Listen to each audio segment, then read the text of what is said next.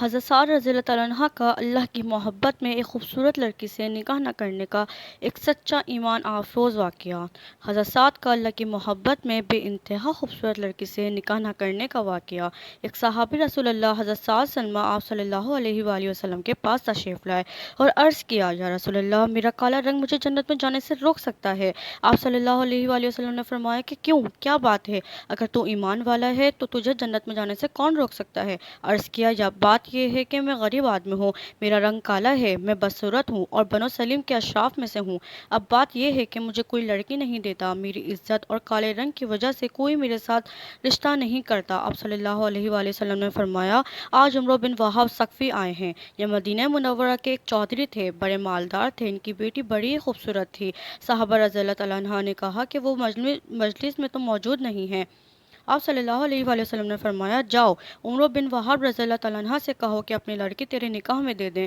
حضرت سعد رضی اللہ تعالیٰ عنہ جا کے دروازے پر پہنچے، دروازے پر دستک دی۔ حضرت عمرو بن وہاب رضی اللہ تعالیٰ عنہ باہر نکلے، پوچھا، بھائی کیا بات ہے؟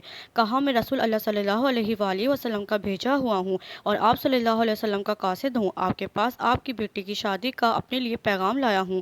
بظاہر انہیں یقین نہیں آیا، اس لیے کہا کہ بھاگ جا، کہاں کی بات کرتا ہے؟ وہ تو بیچارہ غریب تھا، پہلے ہی غم کا کھایا ہوا تھا، وہ تو ڈر کے وہاں سے پیچھے ہٹا۔ ادھر عمرو کی بیٹی حسن و جمال میں مشہور، بیٹی کے کان میں آواز پڑی، بیٹی نے پیچھے سے آواز دی، اے ابا جان، سوچ تو لیا کرو، کیا کہہ رہے ہو؟ تو نبی صلی اللہ علیہ وآلہ وسلم کی بات کو ٹھکرا رہے ہو، ہلاک ہو جاؤ گے۔ میں نبی کے حکم کے سامنے تیار ہوں، میں کالے گورے کو نہیں دیکھ رہی ہوں، میں نبی صلی اللہ علیہ وآلہ وسلم کے حکم کو دیکھ رہی ہوں، جاؤ میں تیار ہوں اور کہہ دو کہ میں شادی کروں گی۔ حضرت عمرو بن وہاب ثقفی رضی اللہ تعالیٰ عنہ بھاگے بھاگے پیچھے گئے۔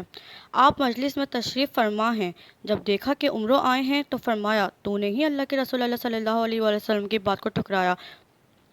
عمرو نے عرض کیا، میرے ماں باپ آپ پر قربان، یا رسول اللہ صلی اللہ علیہ وآلہ وسلم، مجھ سے خطا ہوئی، معاف فرمائیں، حکم کیجئے، کیا حکم ہے؟ فرمایا، اس سے اپنی بیٹی کی شادی کرا دو۔ عمرو رضی اللہ تعالیٰ عنہ نے عرض کیا، آپ نکاح پڑھائیں۔ آپ نے نکاح پڑھایا، 400 درہم مہر مقرر کیا۔ آپ نے فرمایا کہ جاؤ سعد رضی اللہ تعالیٰ عنہ، لڑکی کو لے کر آؤ، کوئی بارات وغیرہ تو ہوتی نہیں تھی۔ فرمایا، سعد جاؤ بیوی کو لے آؤ۔ عرض کیا، یا رسول اللہ صلی اللہ علیہ وآلہ وسلم، میرے پاس تو ایک درہم بھی نہیں ہے، میں 400 کہاں سے پیدا کروں اور اس کو کس طرح لے کر آؤں؟ آپ نے فرمایا، چلو گھبرانے کی بات نہیں، علی کے پاس جاؤ، عثمان اور عبد الرحمن کے پاس جاؤ، ان سے کہو کہ تمہیں 200 درہم دے دیں، تیرے پاس 600 درہم ہو جائیں گے، 400 مہر ادا ہو جائے گا اور 200 سے اپنا کوئی کام کر لینا، نہ گھر نہ حاضر نہ کوئی اور چیز، کوئی کپڑا ہی لے لینا۔ عرض کیا، بہت ہی اچھا۔ حضرت عثمان، حضرت علی، حضرت عبد الرحمن کے پاس گئے، انہوں نے خوش ہو کر 200 سے زائد دیا۔ کتنا زیادہ دیا؟ صرف اتنا ہی لفظ آتا ہے کہ 200 اور کچھ زیادہ، 200 اور کچھ 900 یا 1000 ہوں گے۔ اب حضرت سعد رضی اللہ تعالیٰ عنہ بڑے خوش ہوئے۔ کیوں بھائی، ایک نوجوان جو بڑی خوبصورت لڑکی سے شادی کرنے والا ہو، اس کے جذبات کو کوئی سمجھ سکتا ہے سوائے اس کے جس پر خود گزر رہی ہو؟ کیا جذبہ ہوگا؟ حضرت سعد رضی اللہ تعالیٰ عنہ کہنے لگے، لڑکی کو لینے کے بعد میں جاؤں گا، پہلے تو کچھ سودا بازار سے خرید لوں، 400 تو مہر ہو گیا، باقی کا کیا کروں؟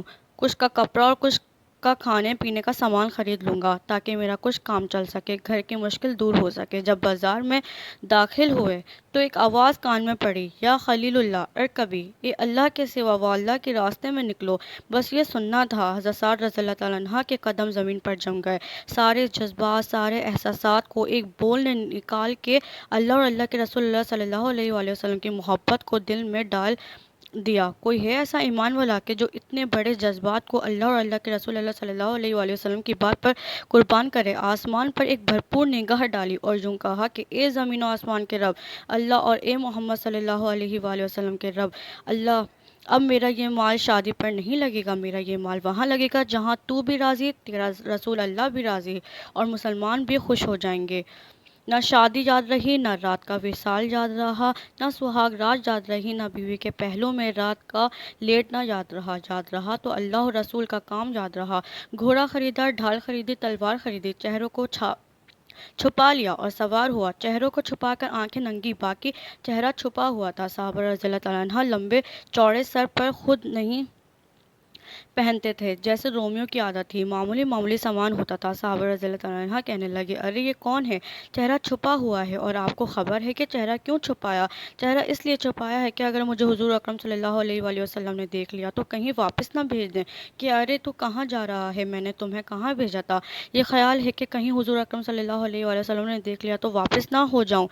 کسی نے پوچھا کہ کون ہے؟ حضرت علی رضی اللہ تعالیٰ عنہ نے کہا کہ ارے اللہ کا بندہ کوئی پردیسی ہوگا، تمہارے دین کی مدد کے لیے تمہارے ساتھ آ گیا۔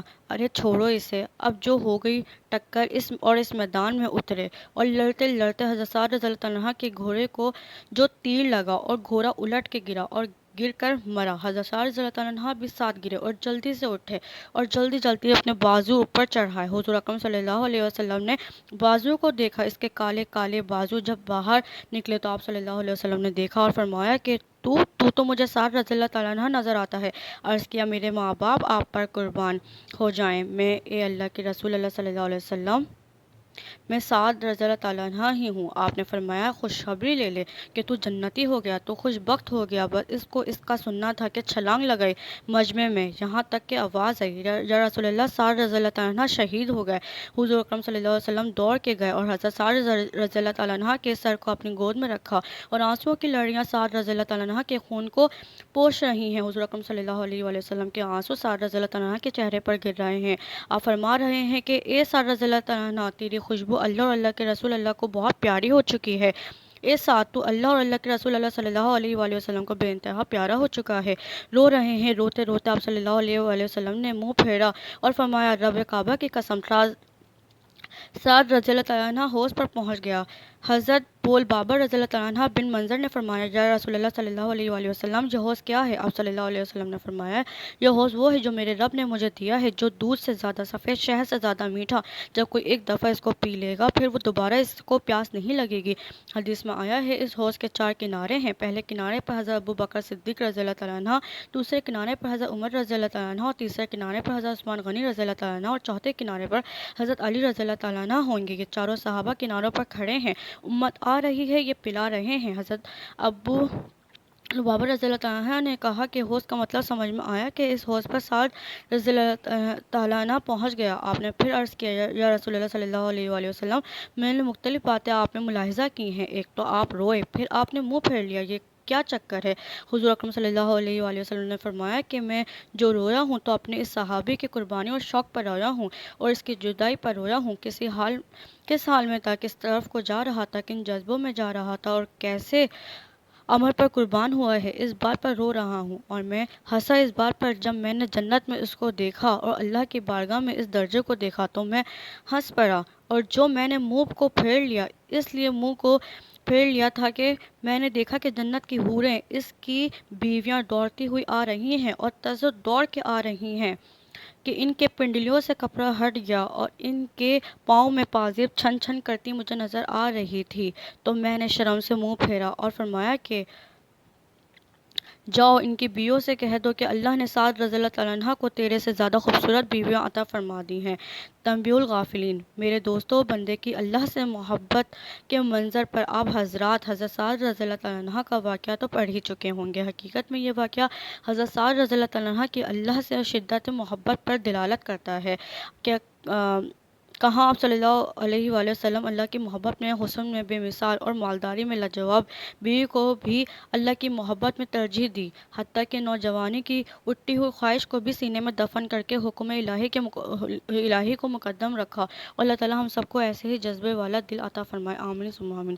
اگر آپ کو میری یہ ویڈیو اچھی لگی ہے تو اس کو لازمی لائک کریں، شیئر کریں، اور میرا چینل لازمی سبسکرائب کریں۔ شکریہ۔ السلام علیکم۔